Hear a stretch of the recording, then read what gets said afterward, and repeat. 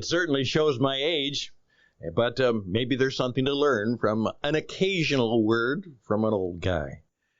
Remember the expression, if you're as old as I am, the birds and the bees.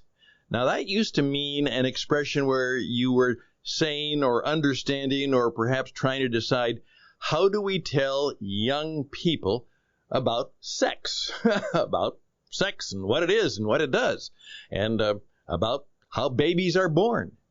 Well, that was to tell them about the birds and the bees. Well, I don't think we do that much anymore. And unfortunately, where they learn some of those things is probably from rather than, well, let's put it this way, probably dubious sources. And that's why parents have to be the leaders of doing that and doing it well and taking full responsibility for how children learn that. Because what they learn in school and what they learn from their friends probably will not do the right thing. So end of comment there. However, I want to flip that to an expression which is very important, which I've used for some time, and it's called, you need to know about the birds and the snakes. The birds and the snakes. In fact, one of my mentors made the point that that is probably one of the most important things that you can learn from Jesus. The birds and the snakes. Well, that sounds like an interesting idea, and perhaps I've gotten you to say, okay, I'll give this about 15 more minutes and see what the guy has to say. I think you'll find it interesting, because it truly is an interesting idea. That's the name of the program, and it begins right now.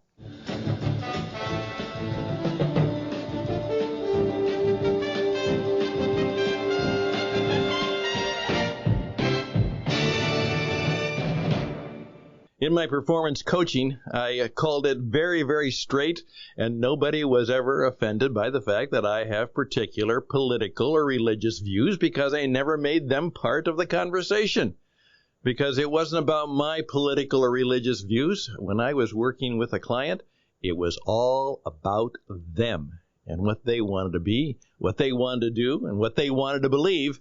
And they weren't paying me to judge them, or to lecture them or preach to them. They were paying me to be the best I could be at helping them do what they wanted to do. However, I always had a subtle philosophy that I'm certain came in from time to time, and this is particularly one where I actually was very clear about it. I pointed out that one of my great mentors, and the man's name was, again, this dates me, a television bishop.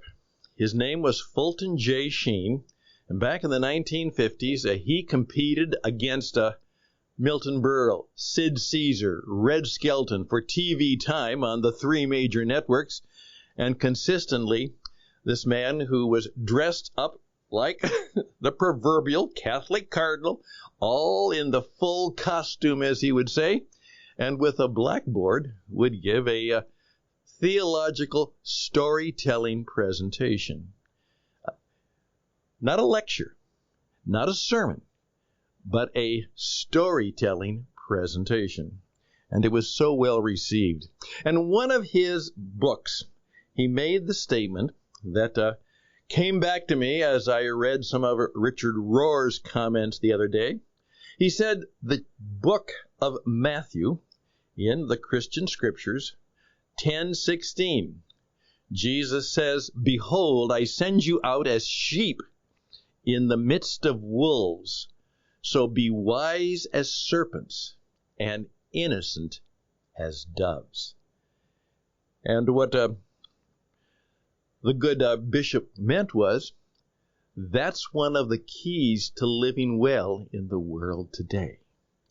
To be in the midst of wolves, you're kind of a small little lamb. You're kind of a sheep. And they don't have very much of the advantage over the big bad wolf. So be as wise as a snake and innocent as a dove. So let's think about that. Now, we are doing, as some of you now know, a presentation called the Jesus Entrepreneur Experience. And what I'm trying to do is saying it's not about the Christian religion and faith. It's about Jesus as an entrepreneur and what you can learn about the life of an entrepreneur by looking at the life and entrepreneurial work done by Jesus. What kind of mindset did he have?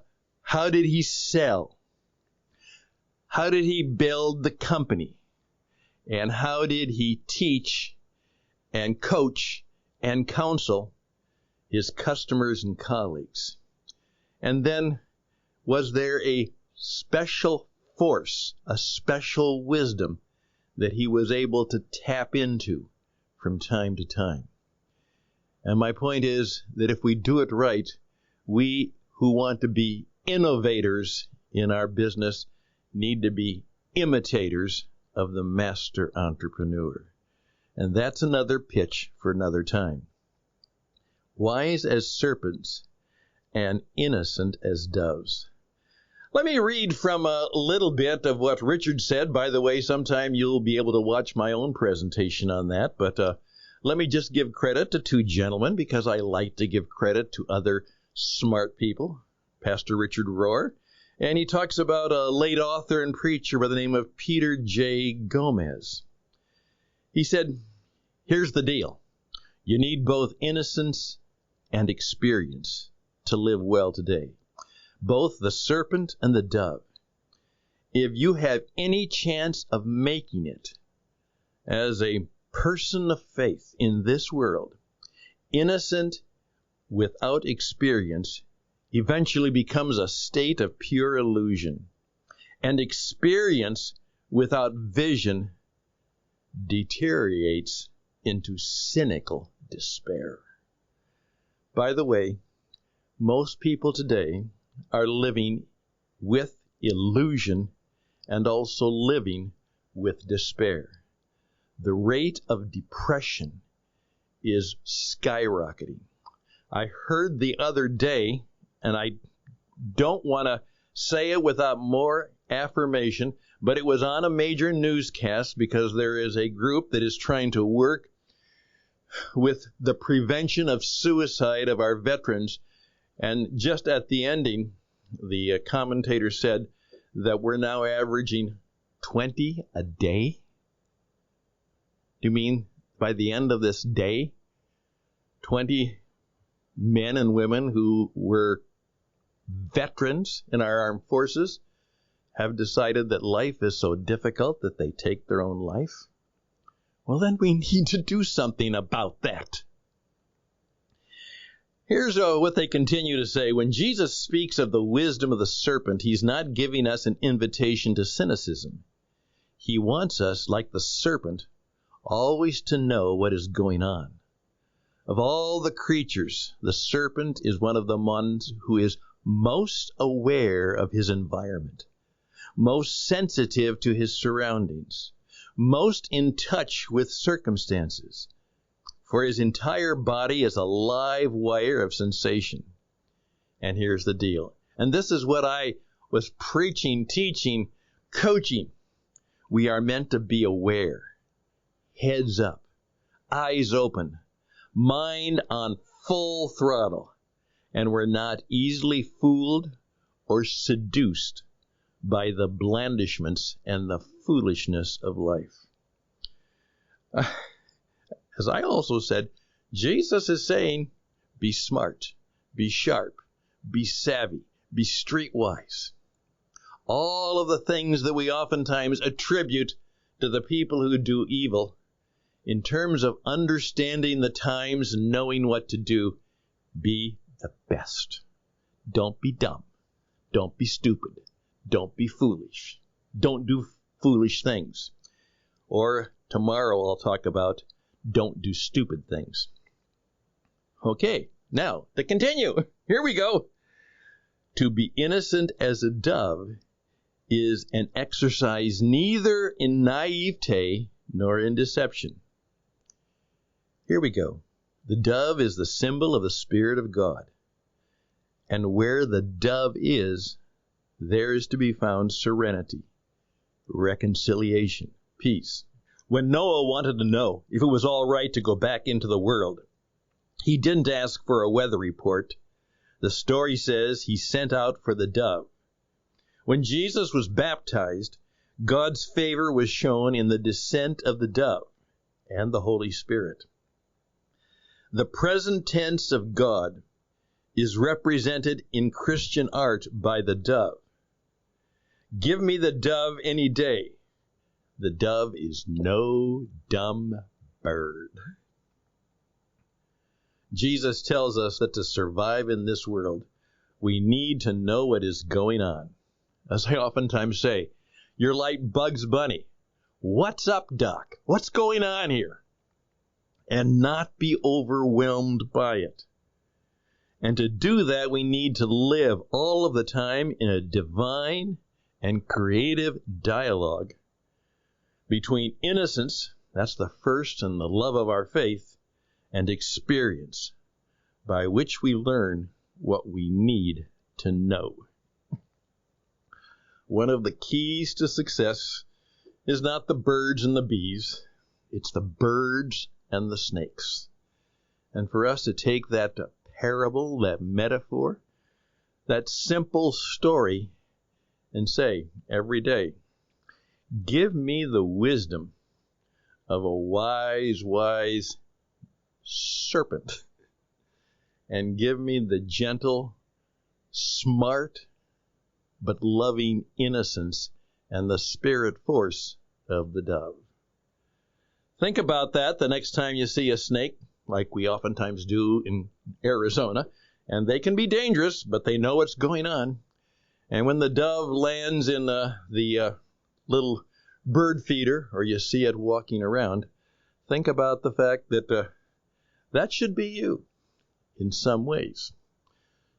Serpents and doves, birds and snakes. This is Interesting Ideas. I'm Stan Houston.